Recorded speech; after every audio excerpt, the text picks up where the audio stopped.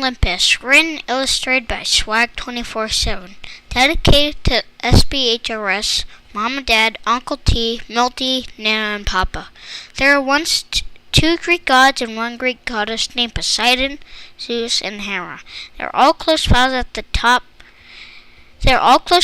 lived at the top together on Mount Olympus, which had lots of snow at the top. The three of them were determined to be young again, because they wanted to be in great shape like arrows. So they were so old now that they were starting to get major back pain. If you're old like them, you probably know their pain. To become young, they need to get a magic age-defying almond from Almond Island. Each god brought one thing along for their journey. Poseidon brought water, Zeus brought fish, and Hera brought a sheep for sleeping. When they arrived at the Dark Isle, Nyx and Strife wouldn't let them get past. Those two liked watching people suffer. Nyx was the ruler of the Dark Isle and Strife was his son. When the gods tried to walk past Nyx and Strife, they got into a fight with swords. "How do you think you can stop us?" Nyx and Strife said. "We can stop you because we have our swords through your stomachs," said Zeus. Nyx and Strife fell to the ground like fleas. "So that's the end of them," Zeus said slowly in a dark, brooding voice. The next obstacle was a monster with 1,000,000 unblinking eyes. The monster was named Guard Dog and wielded with him a wood club. The battle was fierce. Blood flew everywhere from the gods' mouths. Luckily, Zeus was the god of lightning, so he could shoot lightning out of his hands.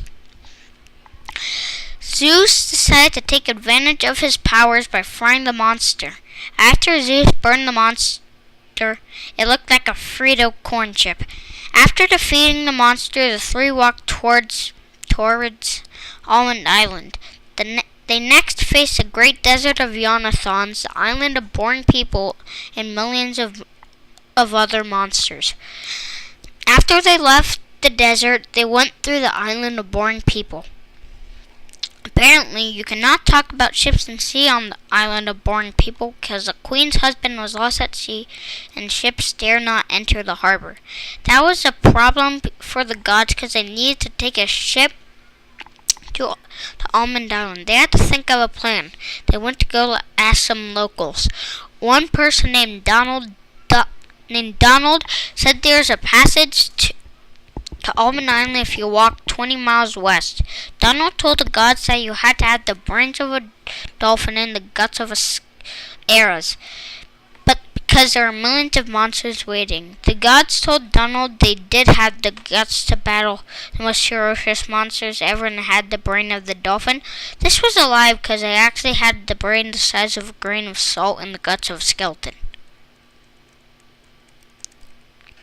The friends wandered around the island of boring people before they went on their main quest. You could see a lot of cool things, like street dancers dancing a jig, musicians playing seashells, plus you could eat really good stuffed pepperfish. Eventually they made it to the passage to Almond Line. But the passage wasn't a path, it was a piece of really warm wool that they had to walk on over a cliff with a pit of lava underneath. Now the problem was that the piece of rope was more than 100 degrees. And there were no shoes at that time. That made the piece of rope really painful to walk on for all the gods except for Poseidon. The rope was really easy to walk on for him because he made it colder by splashing water on it. They took turns walking over. Hera went first. She made it. Poseidon went next. He made it. Zeus wasn't so lucky. He slipped and fell. Suddenly, Poseidon made a giant wave of water that landed right under Zeus's bottom and the wave carried Zeus out of the abyss and landed him right on the ledge. That's when Poseidon gave Zeus the nickname Goose. That's when they finally found the magic age-defying almond.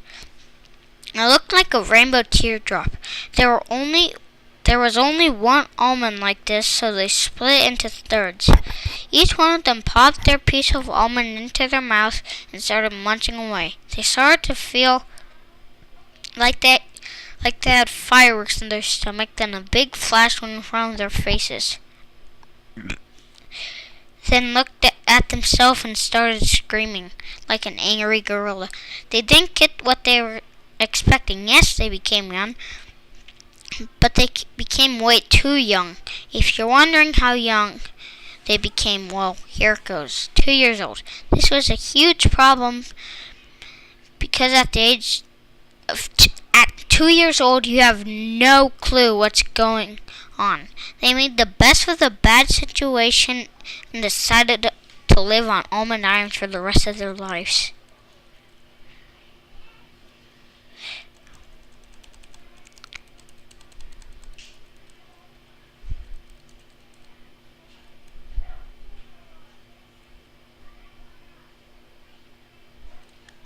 My story is inspired by Roald Dahl in 3 ways.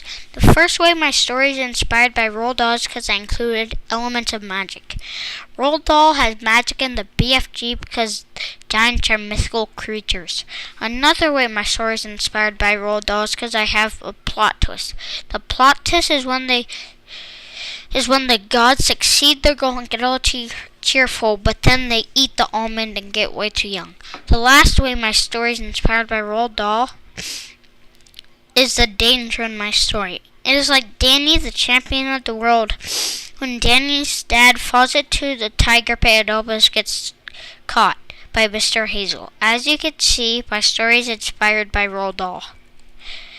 My nickname is Swag247.